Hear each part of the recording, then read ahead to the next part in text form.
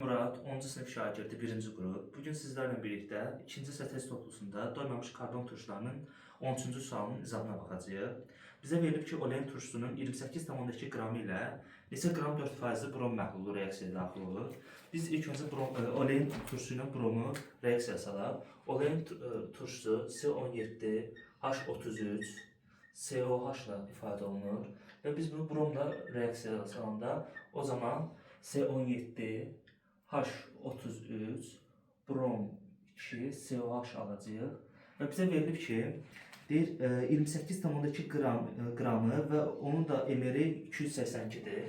28,2 qramı burada verilib 282 və bromu verib 80. Burada da 2 verildiyi üçün 2-yə vurub, orada 160 və biz bu x-i tapacağıq. Bunu apardıqda 10x bərabərdir 160-a, x də bərabərdir 16-ya. Və bizə verilib ki, 4%-li brom məhlulunun reaksiyası. Bu özü 4%-lidir. 16-nın 4-ə, 4%-ə, 100-ün isə x-ə olan nisbətini tapacağıq. Bu zaman da x bərabərdir 400 olur.